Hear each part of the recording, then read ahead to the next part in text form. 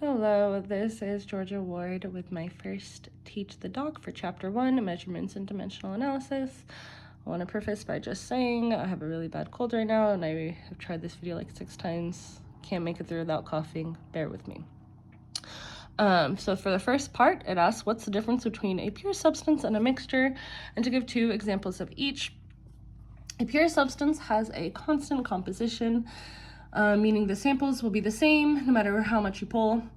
And then a mixture has varying amounts of substances in each sample, depending on the size and all that stuff. So the examples of a pure substance would be gold and table sugar.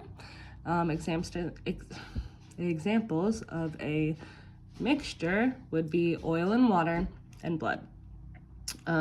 It then asks what's the difference between an element and a compound, and to give 2 examples of each. An element consists of 2 or more atoms that cannot be broken down or simplified anymore by chemical changes, whereas compounds have 2 or more atoms that can be broken down or simplified in chemical changes. So examples of an element are like iron and sulfur, whereas examples of a compound are sucrose, which can be broken down into the element carbon and to the compound water, and silver chloride, which can be broken down into the elements silver and chlorine. Then it asks what's the difference between a homogeneous mixture and a heterogeneous mixture. Homogeneous appear uniform throughout.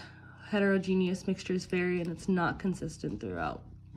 So homogeneous examples would be like a sports drink or gasoline, where heterogeneous mixtures would be like a chocolate chip cookie, or granite, which is made up of like quartz, mica, other stones that would just vary depending on how large the sample was.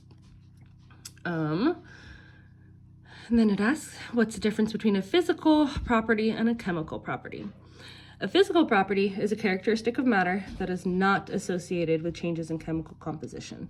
Examples of that are like color, boiling point. Chemical property is the ability or inability to change one type of matter into another. Examples are like flammability and toxicity. And then it asks, what's the difference between a physical change and a chemical change? And the 2 examples of each. A physical change changes the state of the matter without changing its chemical makeup or chemical identities. Examples are magnetizing metals and melting wax. Chemical change produces a whole other type of matter in the change. So examples are like cooking a steak or burning a match. Excuse me. We move on to our equations here. So it's asking us to calculate the density of iron if 27.6 cubic centimeters has a mass of 74.6 grams. So we're going to be referring back to this equation here quite a bit.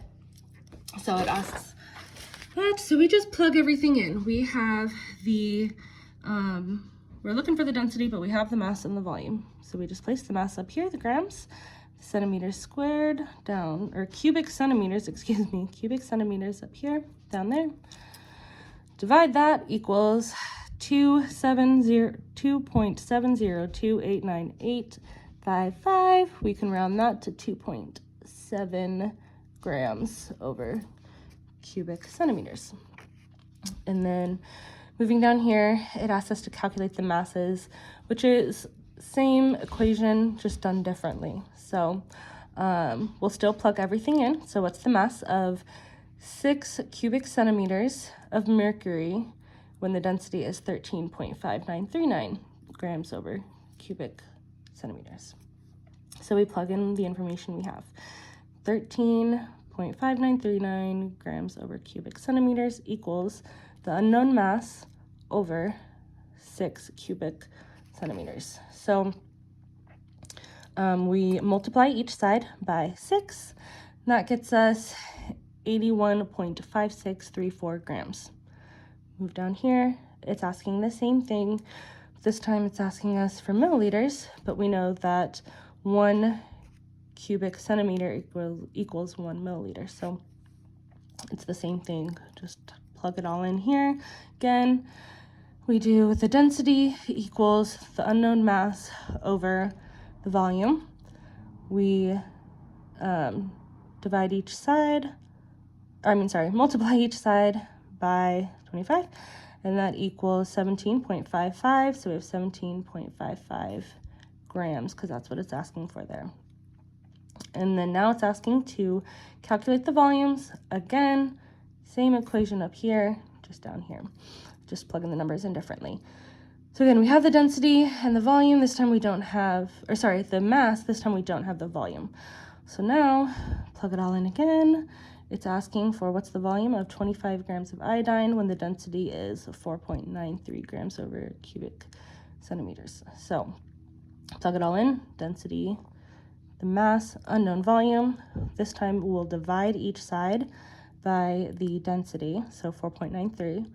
So 25 divided by 4.93 equals 5.070999391, calculator answer, which we can then just round to 5.071 cubic centimeters.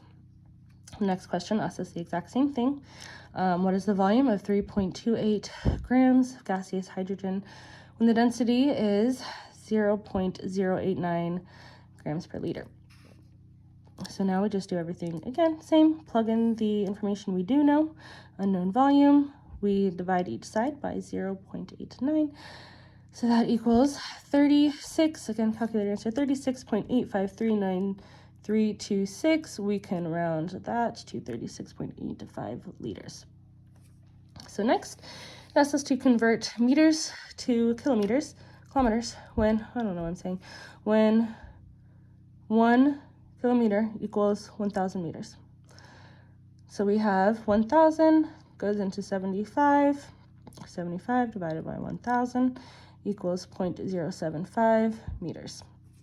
Next, it's asking us to convert 16 centimeters to yards when 1 yard equals 91.44 centimeters. So what we do, same thing, 16 divided by 91.44 equals, calculator answer, 0.174978113. We can round that to 1.75 yards. The next one is where I lose it every time with coughing. This one is significant figures. How many significant figures are in each measured quantity? So this one, 68. Neither of those are zeros, so there's 2. 1005, the zeros are sandwiched in between each of those, so there's 4. Those are leading zeros, so those do not count, so we just have 3 significant figures. And then over here, we have 3 trailing zeros, so those do not count, so we have 3 significant figures. Here, same thing, trailing 0 does not count, so we have 1, 2, those are sandwiched, so those zeros do count. So 1, 2, 3, 4, 5, 6 significant figures. Over here, I might have counted wrong, 1, 2, 3, 4. Oh, but there's a decimal point, so that 0 does count, but those do not because those are leading zeros. But that trailing 0 counts because there's a decimal point, so there's 5 significant figures. And then it asks us the same thing over here for these equations. Going off of the answer that's provided, 13.88, that's 4, excuse me, 4 significant figures. And then same, the answer over here, the scientific notion does not count because those, you can just think of those as zeros. It's just telling us how many zeros are after this answer. So there's just 3 significant figures over here. That is mine. Thank you very much. I'm glad I made through it finally.